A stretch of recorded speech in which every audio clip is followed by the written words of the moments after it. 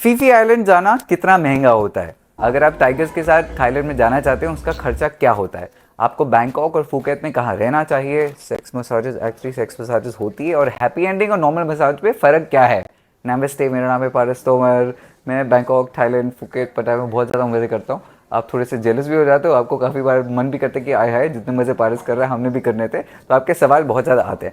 I will start with the most important question कि आपको कैसे पता कि जिस मसाज के लिए आप जाने वाले हो वो बूम बूम वाली मसाज है या नॉर्मल मसाज है? तो ये मैं आपको वीडियो के लास्ट में बताऊंगा, जिससे आप बाकी चीज़ें पहले सुन लो। First let's come to the factor, अगर आप कोई ट्रिप प्लान कर रहे हो पटाया जाने के लिए, बैंकॉक जाने के लिए, फुकेत जाने के लिए, बेसिकली आप थाईलैंड जाना चाहते हो, तो फर्स्ट थिंग मुझसे जो सब लोग पूछते हैं कि वीज़ा का चक्कर क्या है। एक तो वीज़ा ऑन अराइवल है, so as an Indian passport holder आप जब वहाँ जाते हो, आपको जब जाते हो पहुँचते हो, दो चीज़ हमेशा याद में रखना जो बहुत लोग मुश्किल से भूल जाते हैं।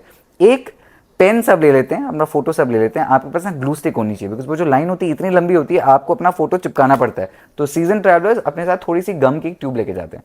आप इस छोटी सी ट्रिप के लिए मेरे को बहुत ज़्यादा थैंक करोगे।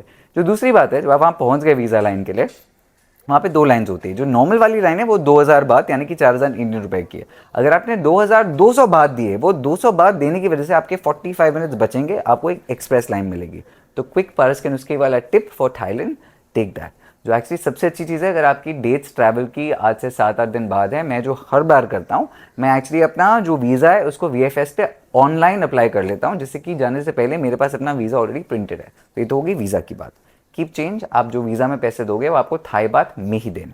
Now while we discussing money, अगर आपने मेरे को देखा, मेरे को हमेशा खुला डुल्ला रोम करने की आदत है, मेरे हाथ में पैसे वैसे होते नहीं हमेशा। उसका एक रीज़न है।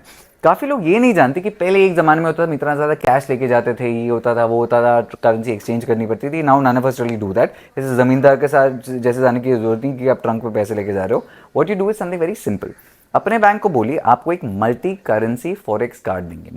मल्टी करेंसी फॉरेक्स कार्ड का मतलब ये है, आपके पास एक नॉर्मल जैसे आपके पास डेबिट कार्ड होता है, क्रेडिट कार्ड होता है, आपके पास वो कार्ड आ गया इंडिया में, आपने उस पर जिस भी कंट्री जा रहे हो उस कंट्री की करेंसी पहले ही टॉप अप कर दी।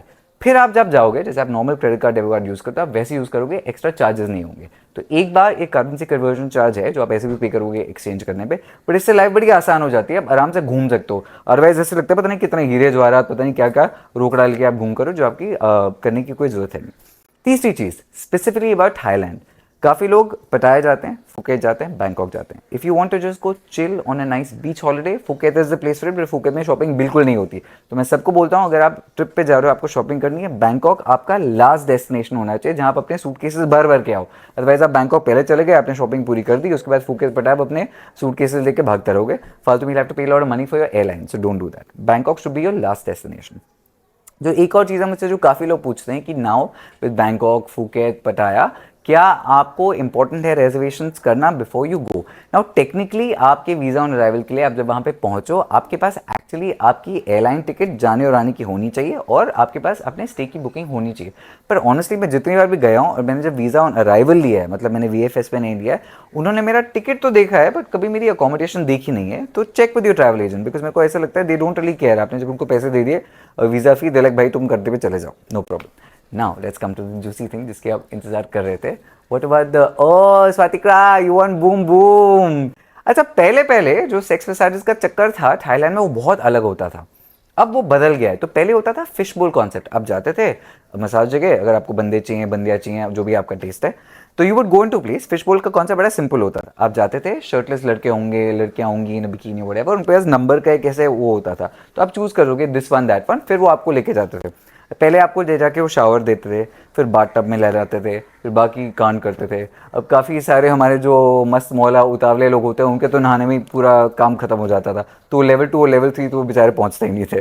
तो सीजन वेटरन एडवाइस, अगर आप जा रहे हो अपनी boom boom happy ending massage के लिए, तो पहले अपना थोड़ा मस्ती करके जाना, जिससे आपकी बॉडी इतनी ज़्यादा एक्साइटेड ना हो। जो दूसरी चीज़ मैं हमेशा करता हूँ, मैंने गो फॉर मसाज, पहले 30 मिनट के लिए एक्चुअली इंजॉय मसाज, जिससे थेरेपिस्ट भी कंफ्यूज हो जाता है, चाहते हैं कि इसको मसाज चाहिए, बूम बूम चाहिए, तो मैं मसाज भी लेता हूँ।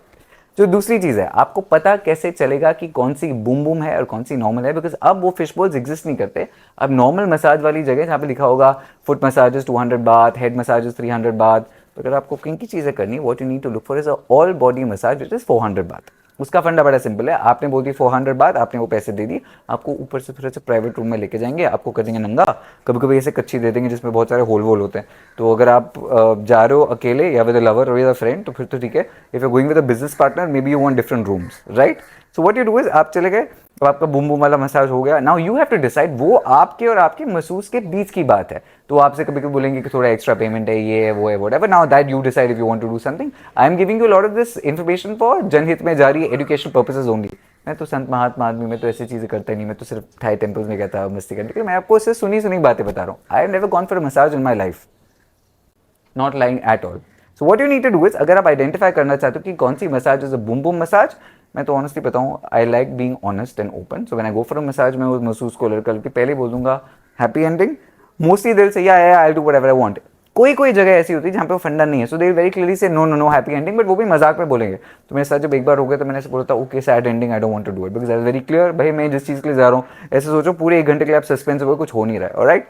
सो that is my travel advice for you in case you going to Thailand. कोई और सवाल है तो आप कमेंट्स में लिख देना and I will answer them for you. Have a good trip, Swatika big पुच्ची, बो बूम बूम।